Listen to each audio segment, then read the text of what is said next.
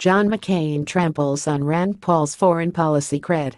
Senator John McCain, R. Arizona, shot back at his fellow Senator Rand Paul, R. Kentucky, for demanding that President Trump ask for congressional approval for the airstrikes he ordered on a Syrian airfield Thursday.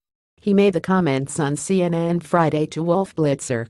Blitzer read Paul's statement about the airstrike to McCain and asked for his reaction. While we all condemn the atrocities in Syria, the United States was not attacked. The president needs congressional authorization for military action as required by the Constitution, and I call on him to come to Congress for a proper debate. Our prior interventions in this region have done nothing to make us safer, and Syria will be no different. I don't really react to Senator Paul, McCain said disdainfully. We're just too different, and he doesn't really have any real influence in the United States Senate. Blitzer reminded him that many other senators agreed with Paul, and McCain said he would talk to them, but not address Paul's statement. So you don't even want to respond to that? Blitzer tried to ask again. Pardon me, I don't pay any attention, frankly, to what Senator Paul says. McCain reiterated his disdain. But tell me why you disagree with him so much, Blitzer asked. Because he's wrong, McCain replied. Just on this issue or a whole bunch of other issues? Blitzer responded. Every other issue that I know of that has to do with national security, McCain answered. McCain said that he wasn't surprised by the attack for several reasons.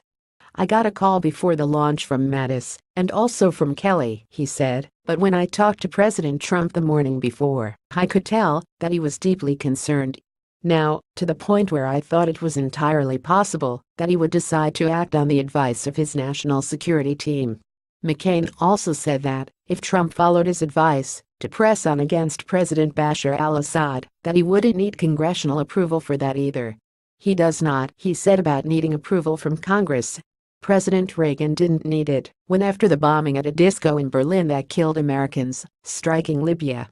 But if this is a long-term campaign, then I think we ought to examine it. But I'll tell you the practical problems, he explained. The practical problems is, and I've dealt with this issue for a long time, and that is, it's called the War Powers Act, is the president is the commander-in-chief. And he proposes, Congress disposes, as far as money is concerned. But as far as the actual mechanics of the war are concerned, there has never been agreement. The War Powers Act has never been challenged in the courts because every president, Republican and Democrat, has been afraid that it was going to be ruled unconstitutional. Rand Paul has been an outspoken critic of any military action made without constitutional approval, a position that not many members of Congress have agreed with publicly. Trump ordered the strike on a Syrian airfield in retaliation for a chemical attack on civilians many blame on President Bashar al-Assad. Secretary of State Tillerson said there was no doubt that Assad was guilty of the chemical attacks.